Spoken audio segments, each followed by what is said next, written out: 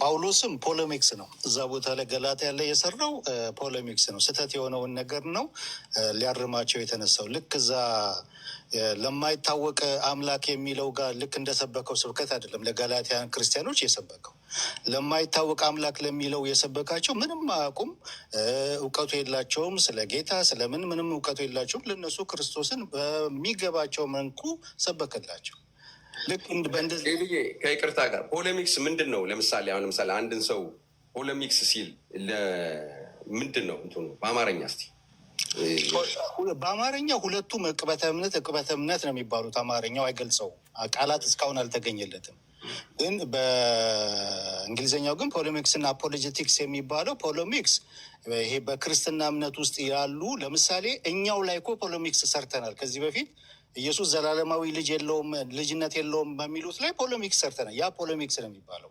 የስህተት ነገር ዶግማቲክ በሆነ ነገር ላይ የሆነ ስህተት ነገር ሲፈጠር ፖለሚክስ ይሰራል፣ በመካከላችን እርማትን ለማድረግ ማለት ነው፣ ለማስተካከል። እምቢ ካለ በዛው በስህተቱ በተለይ ዶግማ ላይ በስህተቱ ከቀጠለ ከዛ በኋላ ኤክስ ኮሚኒኬት እስከማድረግ ድረስ ይደረሳል ማለት ነው። መጀመሪያ ግን ፖለሚክስ ነው የሚሰራው። ልክ አሪዎስ ሲስት እኮ መጀመሪያ እኮ ስብሰባን ያደረጉት እና አሌክሳንድሪያ ስብሰባ አደረጉ። ያን ነገር እንዲያስተካክል ነገሩት፣ እንትን አሉት፣ እርምት ለማድረግ ማለት ነው። በእርምት አላደርግም ብሎ ከቀጠለ በኋላ በዛው ከገፋ በኋላ ነው ያወገዙት ማለት ነው። ፖለሚክስ በክርስትና እምነት ውስጥ የወንጌል ክፍል ነው አይደለ? ዴባ አሁን ለምሳሌ ያንን አልቀበልም ቢል ያ ሰውዬ ይሞታል አይደል? ልክ ለምሳሌ ወንጌል ሲሰበክ ሰውየው እምቢ ካለ እንደሚሞት ይህም ሰውዬ ይህን ነገር ሲያደርግ ለምሳሌ ገላትያ ላይ ያሉት ባይቀበሉ ያን ጳውሎስ የነገራቸውን አይሞቱም። እሱ ማለት አንድ አይደለም እንዲህ ለማለት ነው። እኔ ፖለሚክስ የሚለው ባለፈውም እኔ አንተን በደንብ ስላልገባኝ ዛሬ ግን የበለጠ እንዲገባኝ ብዬ ነው። አየህ አንተ እንኳን ስትነግረኝ በአማርኛ የለውም አልከኝ። እስቲ ሂድበት፣ በማብራሪያ መልክ ገለጠው። ያ አንድ ሰው ይጠፋል አይድንም የሚባለው ፋንዳመንታል የሆነ ትምህርት ከሌለው፣ ፋንዳመንታል የሆነ የክርስትና ትምህርት እሱ ጋር ከሌለ ማለት ነው። ፋንዳመንታል የሆኑ ትምህርቶች አሉ። ይሄ አሁን በጥቃቅኑ የሆነ ነገር እንደዚህ ስላለው ይችኛዋ ስላለች ይጠፋል የሚል እንትን የለኝም።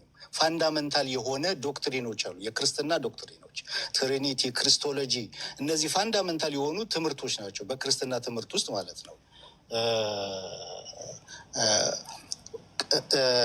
ቅድምም እንዳልኩት ካልቪን ያስቀመጠው የማርክ ብሎ 3 ማርክ ያስቀመጠው እነዛ ማርኮች የሌላት እነዛን ማርኮች ኤክሰርሳይዝ የማታደርግ ቸርች በቸርች ደረጃ ማለት ነው የክርስቶስ ቤተክርስቲያን አይደለችም፣ እውነተኛ የክርስቶስ ቤተክርስቲያን አለችም እንዳለው ማለት ነው። እና ፋንዳመንታል በሆነ ይሄ ዶግማ በሚባለው ነገር አንድ ሰው ከሳተ በትክክል ይጠፋል።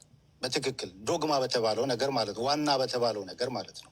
ስለዚህ መመዘን ያለብን ከዚህ በፊትም ስናገር መመዘን ያለብን ዶግማ ላይ ነው መነጋገር። ዶግማ ላይ ፕሮቴስታንቱ ስቷል ወይስ አልሳተም? ኦርቶዶክሱ ስቷል ወይስ አልሳተም? ካቶሊኩ ስቷል አልሳተም? ፋንዳመንታል ክርስትናን ክርስትና የሚያደርገው ፋንዳመንታል ዶክትሪን ላይ ማለት ነው።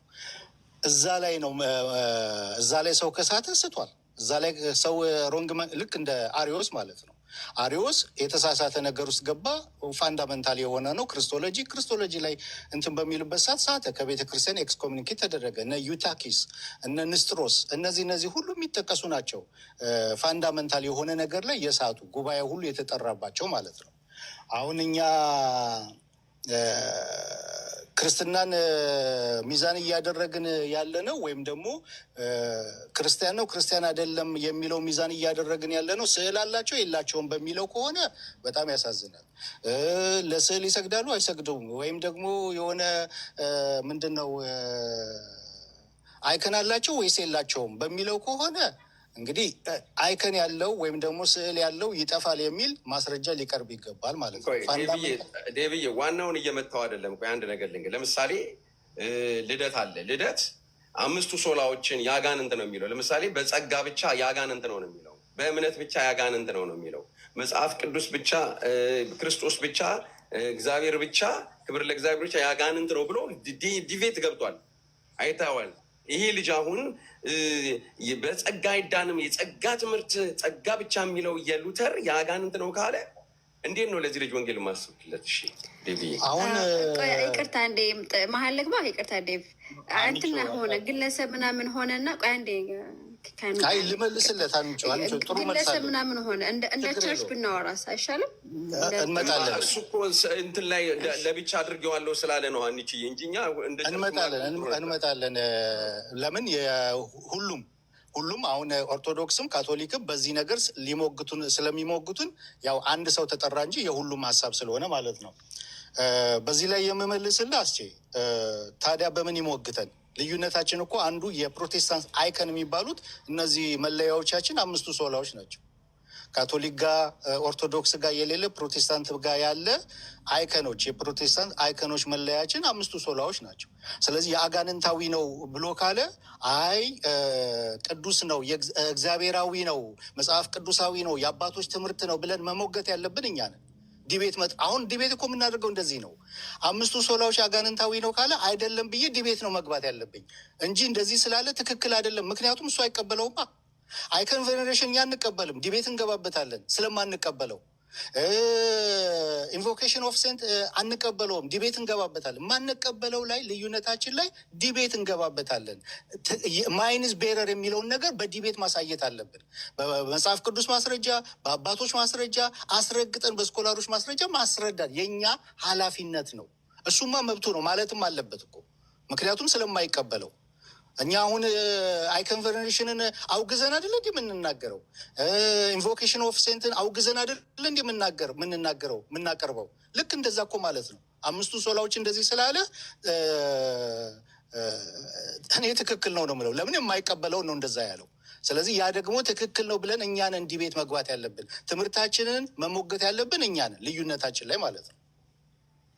እሺ ታዲያ ዴብዬ ይሄ ወንጌል መስራት አይባልም ላይ እሺ ከንዬ አሁን ከናን ቆይ አስቼ ጨርስ ፕሊዝ። ከናን ምንድን ነው ትክክል ግን አስቼ ጨርስ ትክክል። ያንን ነው ያልኩት ባለፈው። ዲቤት ወንጌል አይደለም ወይ ያለው ማን ነው ብዬ እኮ ያልኩት ያንን ነው። ዲቤት እኮ ወንጌል ነው። አለበለዚያ ዲቤት ወንጌል ካልሆነ ዲቤት ማድረግ አያስፈልግም። ዲቤት ወንጌል ነው። ለምን ዲቤት እኮ ማደርገው በልዩነታችን ላይ ነው እኮ አይደለ ዲቤት የምናደርገው።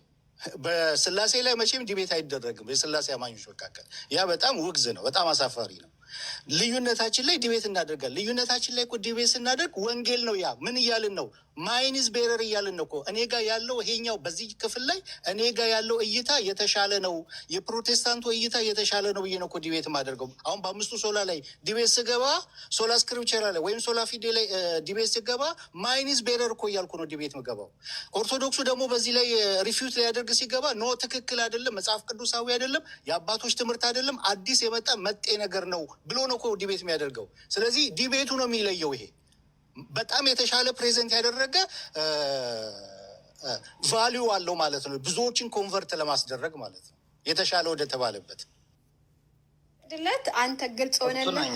የዴቭን ግልጽ ነው ጥያቄ አለ ዘመን ስለመጨረሻ ጊዜ ለምን በጣም እየተነሳ ስለሆነ ግልጽ ነው ማለፍ አለበት ብዬ ነው። በቃ የሚለውን ነው ልንቀበለው የምንፈልገው። በቃ እኔ ወንጌል የምለው ይህንን ነው። እኔ ለምሳሌ አሳጥሩልኝ ስላለ ልደትን አንስቼለታለሁ። የተወሰኑ ቲክቶክ ላይ ያለውን በቃ ስለተረዳሁት ማለት እና እኔ ልደት የአጋንንት ነው ሲለኝ ኖ ይሄ ነው ትክክለኛው ከአባቶችም የተማርን ይህን ነው ብዬ እኔ ከልደት ጋር የሚደረገው ውይይት ወንጌል ነው ምለው። ስለዚህ ይሄንን ነው የሚያልኩ ያለው ነው ያለው ዴቭ። በቃ እንዲህ ነው የምንደረግ ኤቢ ምታች እኛ ታዲያ ወንጌል የምንል ይሄን አይደለ ወይ ብሎም ሲጽፋ ይችዋለሁ። ስለዚህ እኔ ገብቶኛል አሁን አንቺ